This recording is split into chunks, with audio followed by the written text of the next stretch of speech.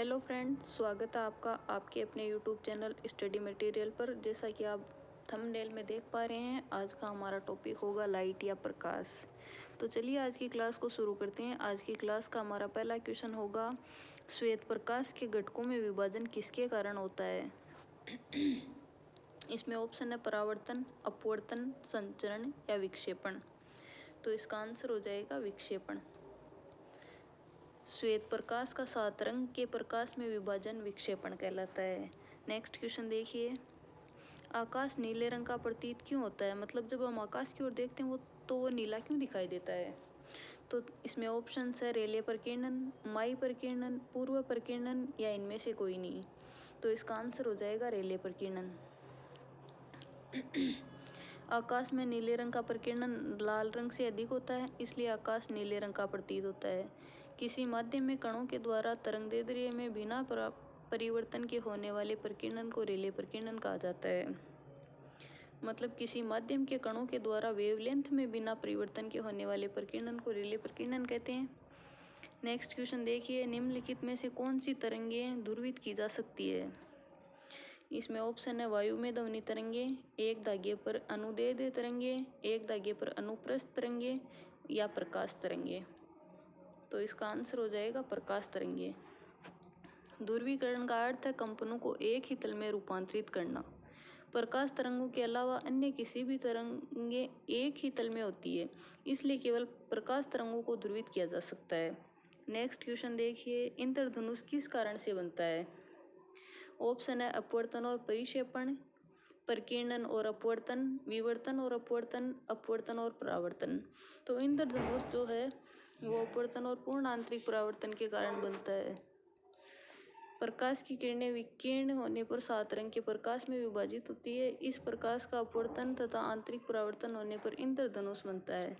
Next question देखिए, निम्नलिखित में से कौन से रंग का प्रकाश जब प्रिज्म से गुजरता है तो सबसे कम विचलित होता है। ऑप्शन है पीला, हरा, बैंगनी या लाल। तो इसका आंसर हो जाएगा लाल। किसी तरंग की तरंगदैर्ध्य जितनी अधिक होती है उसका विचलन उतना ही कम होता है। चूंकि लाल रंग के प्रकाश की वेवलेंथ सबसे अधिक होती है, यह सबसे कम विचलित होता है। मतलब जिसका लैम्बडा ज़्यादा होता है उसमें विचलन कम होता है। नेक्स्ट क्वेश्चन देखिए, इंद्रधनुष तब बनते हैं जब सूर्य का प्रकाश, ऑप्शन वायुमंडल में वर्षा बूंदों पर पड़ने से अपवर्तन होने पर विकिरणित हो जाता है, वायुमंडल में वर्षा बूंदों पर पड़ने से अपवर्तन और आंतरिक परावर्तन होने पर विकिरणित हो जाता है, वायुमंडल में वर्षा बूंदों पर पड़ने से परावर्तन हो जाता है। उपयुक्त में से कोई भी कथन सही नहीं है। तो इसका आंसर हो जाएगा अपवर्तन और आंतरिक परावर्तन। वायुमंडल में वर्षा बूंदों पर पड़ने से अपवर्तन और आंतरिक परावर्तन होने पर विकिरणित हो जाता है। सूर्य की किरणें जब वर्षा की बूंदों पर पड़ती है तो अपवर्तन तथा आंतरिक परावर्तन होने पर किरणों का विकिरण हो जाता है, जिसे इंद्रधनुष बनता है। नेक्स्ट क्वेश्चन देखिए, निम्नलिखित में से कौन सी घटना प्रकाश की अनुप्रस्थ प्रवृत्ति को दर्शाती है। ऑप्शन है परावर्तन, अपवर्तन, विवर्तन, ध्रुवीकरण। तो इसका आंसर हो जाएगा ध्रुवीकरण। जब प्रकाश के कणों के दोलन की दिशा तथा प्रकाश के संचार की दिशा एक दूसरे के लंबवत होती है तो यह घटना प्रकाश तरंगों की अनुप्रस्थ प्रवृत्ति को दर्शाती है। नेक्स्ट क्वेश्चन देखिए, पृथ्वी के वायुमंडल की अनुपस्थिति में आकाश का रंग कैसा प्रतीत होता है। मतलब अगर पृथ्वी पर वायुमंडल अपसेंट होता है तो आकाश का रंग हमें कैसा दिखाई देगा। ऑप्शन है नीला, गहरा लाल, सफ़ेद या काला। तो इसका आंसर हो जाएगा काला। पृथ्वी के वायुमंडल की अनुपस्थिति में आकाश काले रंग का प्रतीत होगा, क्योंकि आकाश में प्रकीर्णन होने के लिए कोई कण नहीं होंगे। नेक्स्ट क्वेश्चन देखिए, किसी समुद्र का रंग नीला प्रतीत होता है क्योंकि उस पर पड़ने वाली सूर्य की किरणें होती है, परावर्तित हो जाती है, अपवर्तित हो जाती है, विवर्तित हो जाती है या प्रकीर्णित हो जाती है। तो इसका आंसर हो जाएगा प्रकीर्णित हो जाती है। जब सूर्य की किरणें समुद्र पर पड़ती है तो लंबे वेवलेंथ वाले रंग जैसे लाल, नारंगी तथा पीले रंग अवशोषित हो जाते हैं तथा कम वेवलेंथ वाले रंग प्रकीर्णित हो जाते हैं, इसलिए समुद्र नीले रंग का प्रतीक होता है। मतलब नीले रंग का जो वेवलेंथ है वो कम होता है, इसलिए समुद्र में नीले रंग का प्रतीत होता है।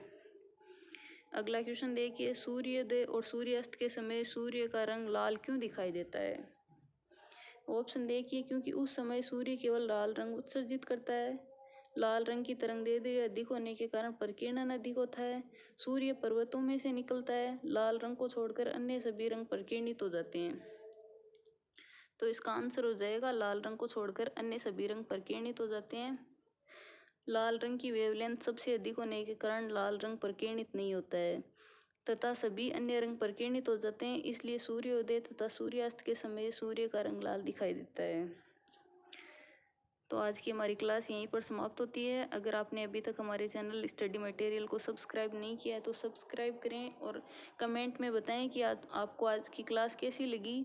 लाइक करें, कमेंट करें, शेयर करें और हमारे चैनल को सब्सक्राइब करें। और अगर अभी तक आप हमारे टेलीग्राम चैनल से नहीं जुड़े हैं तो जुड़ जाएं, क्योंकि वहाँ पर हर क्लास की PDF आपको मिल जाएगी।